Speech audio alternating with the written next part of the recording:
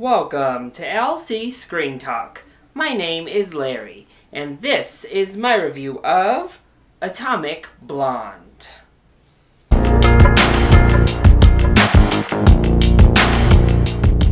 A film that stars Charlize Theron in our main role, kicking some major butt, that also stars James McAvoy and John Goodman? I'm in. You've sold me. I need to hear no more. I don't need to see trailers. But, of course, I did see trailers, and they sold me further on the premise. This movie looked awesome. And in the end, this movie is frickin' awesome, but with one major problem for me. But let's go ahead and talk about all of the great things it gets right first. Our cast? Predictably amazing. Charlize Theron is so fantastic in our title role. I mean, she really is a great action star, and it is on full display, highlighted in this film. She is amazing, and of course an actress of her caliber also brings so many layers, so many great subtleties to what could be just a flatlined, one-dimensional role. But kudos to her for just kicking ass through and through. James McAvoy also is just having so much fun with this role, and I thought he was great. John Goodman has a small role, but he's a nice supporting character, as he usually is. And then Sofia Boutella has a nice little role here as well. She's also game and really good. So, acting top to bottom, everybody really strong. And first and foremost, this is an action film, and whew, this action is amazing. This is how action needs to be shot. We get glorious long takes on these action sequences. No fast cuts, none of that like shaky cam nonsense, just stable long cuts in almost every single action scene. You can see it clear, it's beautifully shot. I think the action was perfect in this movie, actually. And as beautiful as it was to watch, it was also really brutal. So the choreography was so amazing, but it also felt real. As we kept going and going and going in some of these big action fights, people started to get tired.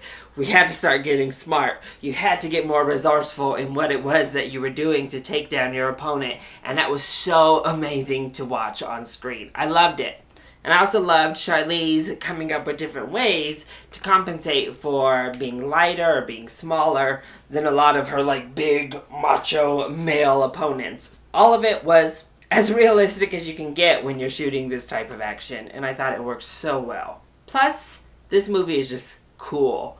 We just had Baby Driver that really amped up the cool factor, and Atomic Blonde is right there in the running. The cinematography is sleek, the editing is perfect, the music and soundtrack is glorious, all of it, even down to the spray paint, neon, all of it is just so beautiful. I think that the movie just looks cool, it has a cool atmosphere, and it's a really fun time. Plus, there are twists, there are turns, the script is really good. It all comes together for what feels like it should be pretty much a perfect action movie. That's how well everything is executed in the film. So then, what is my one big problem? This movie suffers from being extremely hyper masculine. So kudos to the filmmakers and the studio for giving this role to Charlize Theron, for writing this role for a woman. Because easily, you could have seen Tom Cruise or any of these other big action stars in Charlize Theron's role, and you wouldn't have blinked an eye. It feels right at home, right in place with any of the big male-led action movies. Until everything about this awesome female character becomes hypersexualized in a way we never see with a male in this exact type of role.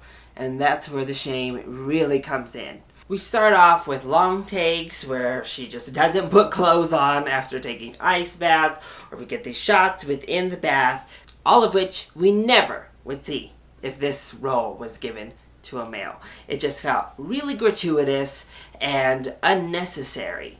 It's like, Really, she couldn't have wrapped a towel around her, because you would have done that for the male character. And honestly, the entire role, just in and of itself, is sexualized in a way we don't see with male action stars in these type of spy, espionage, action type of movies. And then we get to the love story, or that like sub-love plot. Clearly, I am all for same-sex couples being represented in especially films like this. However, when it feels authentic, I'm for that. When it feels necessary, when it feels genuine, I'm all for it. This did not feel genuine in the least. If we're going to again compare this to all of the other male-led action films that feel similar to this type of movie, for the case of getting to the bottom of your mission, you never see men just start making out with other men in these type of movies. You never see them randomly indulge in a same-sex sexual relationship, either for the job or personally, to be honest. And that's what we get here. And it literally comes out of nowhere. It serves no purpose to begin with, and then it kind of has a side purpose as we move along. But I guarantee you, if we had cast a man in Charlize Theron's role, Sofia Boutella probably still would have played her exact same role. We wouldn't have recast her to make that a male character and keep the same-sex dynamic going. It all felt like a straight man's lesbian fantasy. These two hot spy chicks making out just so we can get two hot spy chicks having sex and get them naked and get them rolling around in the bed and fulfill all of the guys' fantasies in the audience.